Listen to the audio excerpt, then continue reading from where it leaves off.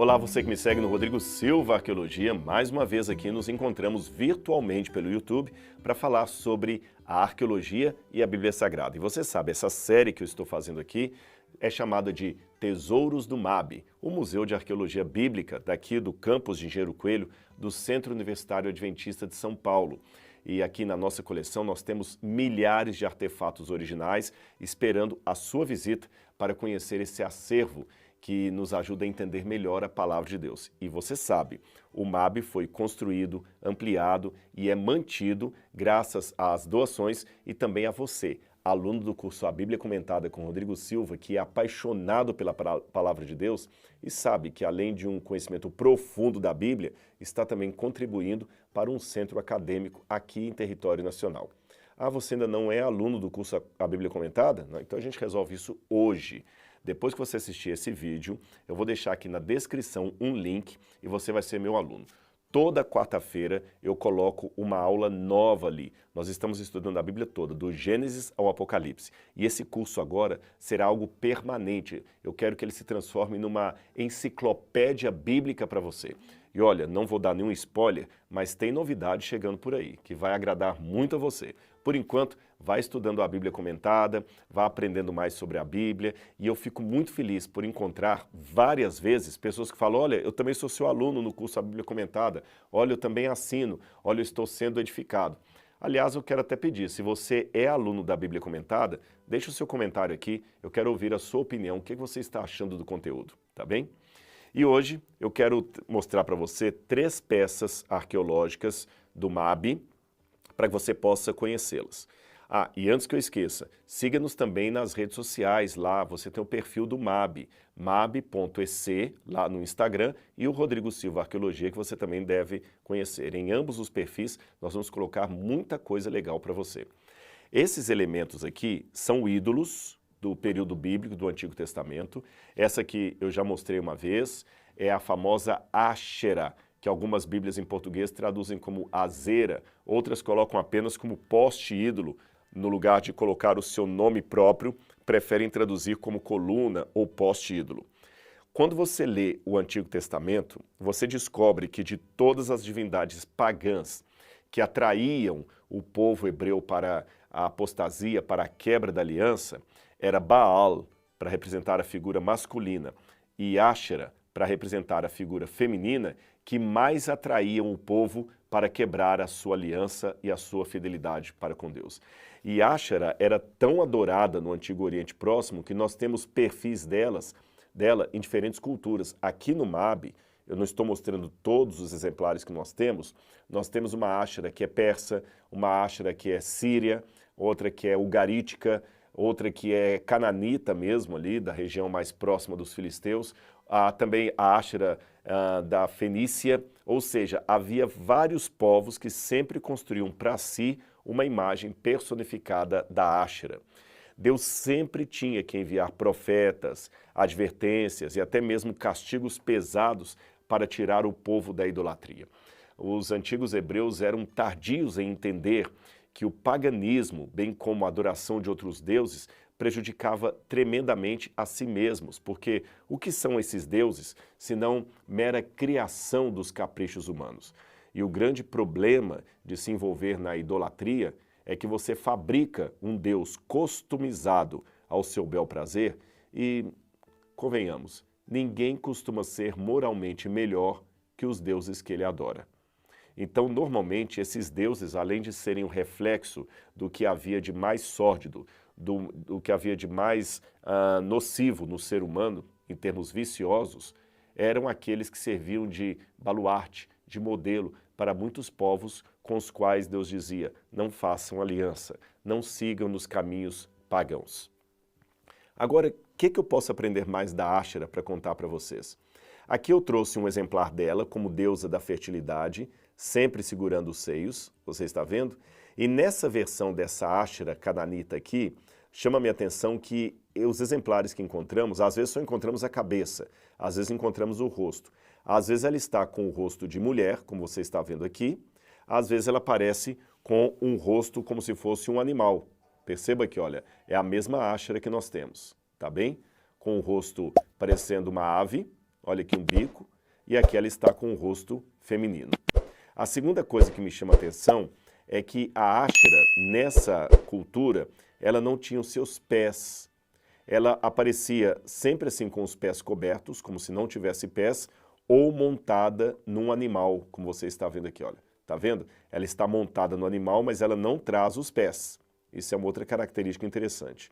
Nós encontramos também em vários santuários pagãos de Israel figuras às vezes de um animal de carga, como este que você está vendo aqui, sempre associada ao culto à Áshera. Será que seria o animal de montaria da Áshera? Não sei. Agora, o que me chama a atenção é que o fato dela não ter os seus pés tinha relação direta com o elemento animal, ou seja, por que ela aparece montada numa besta de carga, num animal de carga. Você sabe que tem um hino ugarítico que fala de Áshera chegando até a presença do deus El para reivindicar a reconstrução de um templo para Baal. E nesse hino, ela é descrita chegando ao templo de El montada no seu animal. E Áshera é descrita como sendo uma mulher com muita sedução, bonita, vestida com trajes assim finos, de púrpura, de escarlata, e ela entrega para todos os presentes ali o pão da sua devassidão e o vinho da sua sedução. E todos bebem aquele vinho e proclamam dentre eles quem é como Áshera, quem pode ser tão grandioso como ela. Essas palavras aqui me remetem a uma passagem do Apocalipse. Olha bem, João, no capítulo 12 do Apocalipse, ele viu uma cena que mexeu muito com ele. Apocalipse, capítulo 17, versículos 1 em diante. Preste atenção. Um dos 7 anjos, que tinham as 7 taças, aproximou-se e me disse: venha, eu lhe mostrarei o julgamento da grande prostituta, que está sentada sobre muitas águas, com quem os reis da terra se prostituíram. Os habitantes da terra embriagaram com o vinho da sua prostituição. Não parece com o hino ugarítico de Áshera? E diz mais: então o anjo me levou em espírito a um deserto. Ali vi uma mulher montada numa besta vermelha, que estava coberta de nomes blasfemos, que tinha 7 cabeças e 10 chifres. A mulher estava vestida de púrpura, vermelho, e adornada de ouro, pedras preciosas, pérolas. Segurava um cálice de ouro cheio de coisas repugnantes e da impureza da sua prostituição. Em sua testa estava escrito mistério: Babilônia a Grande, a mãe das prostitutas e das práticas repugnantes da terra. Vi que a mulher estava embriagada com o sangue dos santos, o sangue das testemunhas de Jesus. Quando a vi, fiquei muito admirado. É interessante João falar, quando a vi, fiquei muito admirado. Sabe por quê? Porque ele já tinha visto coisas tão incríveis. João já tinha visto a luta de Miguel contra o dragão no céu, em que o dragão é expulso dali. João já tinha visto o trono de Deus com o cordeiro no trono de Deus. João já tinha visto a própria mulher vestida de sol, fugindo do dragão. Ele tinha visto coisas tão assim maravilhosas, fantásticas, assombrosas, que teria que ser algo muito fora do comum para causar-lhe um espanto, a ponto de dizer que ele ficou muito admirado. No original grego, a frase ainda é mais redundante para mostrar a força.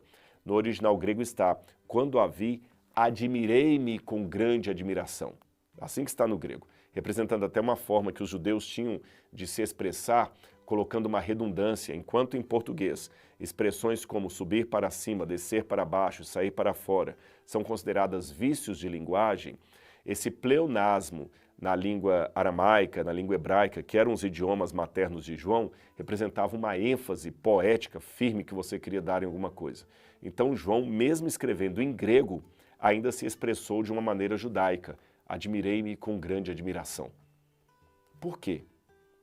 O que tinha naquela cena de uma mulher montada na besta que chamou tanto a atenção do apóstolo? Principalmente aquela mulher que era tão admirada. Olha o que diz aqui na continuidade: os habitantes da terra, cujos nomes não foram escritos no livro da vida desde a criação do mundo, ficarão admirados quando virem a besta, porque ela era, agora não é, entretanto virá. Como é que nós podemos entender isso? Bom, raciocine comigo. João era judeu. Toda essa história que eu contei para vocês de Áshera, mostrando esses objetos aqui, pode ser uma novidade para você hoje. Mas para João, naquela época, era algo que fazia parte da sua cultura, ou seja, ele sabia isso aqui. Ainda que, depois do cativeiro da Babilônia, o povo de Israel aboliu de maneira total a adoração a ídolos, ou seja, toda aquela advertência dos profetas foi até a chegada de Nabucodonosor.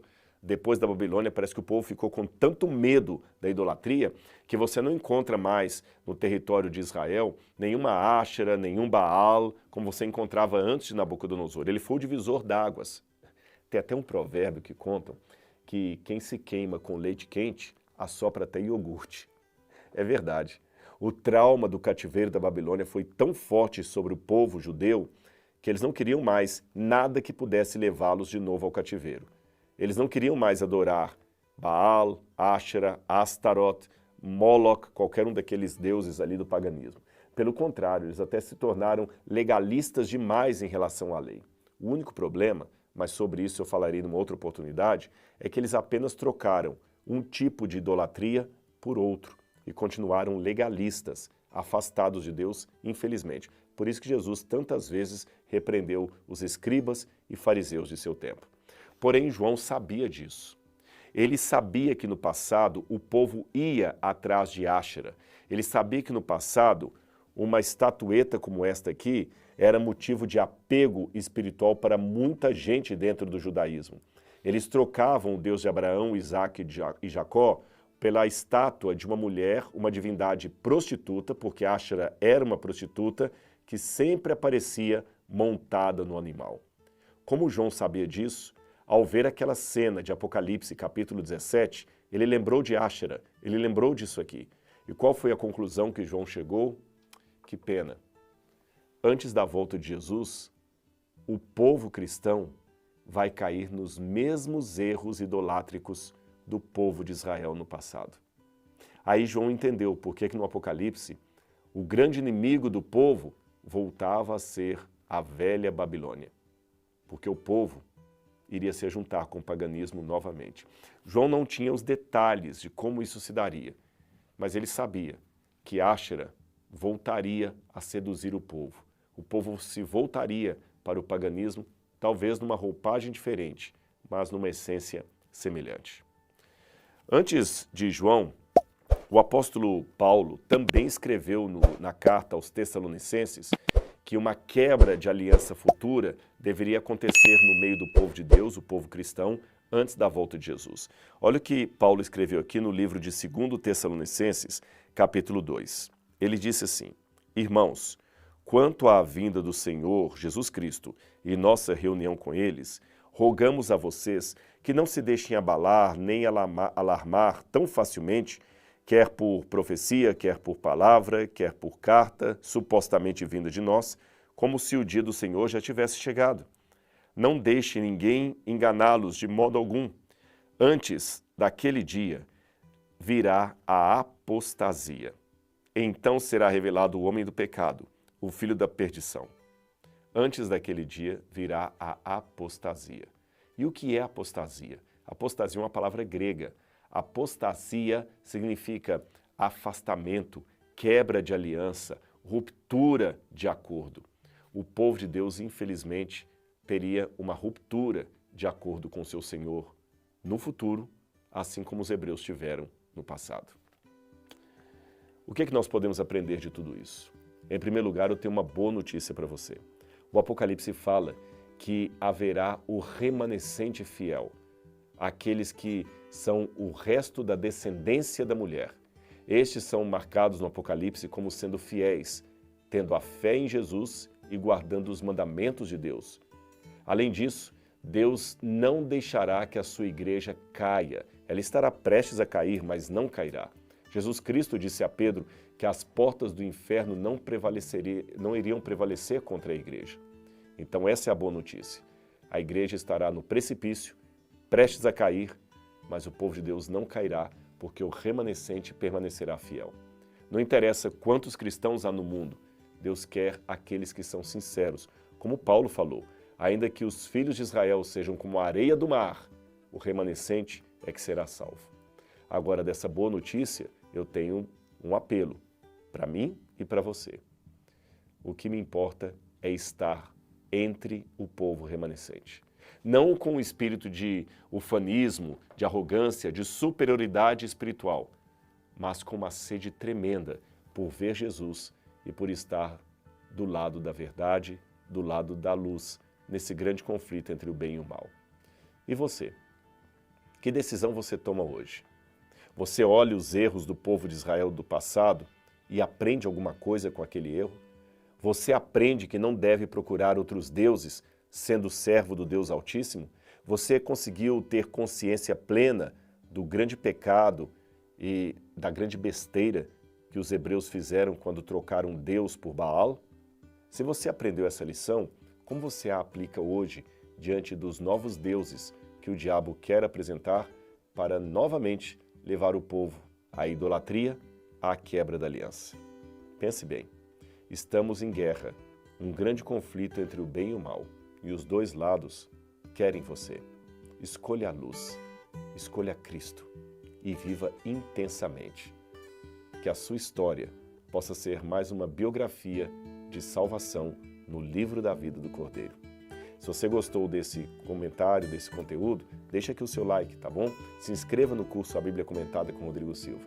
E eu aguardo você no nosso próximo vídeo. Tchau, tchau.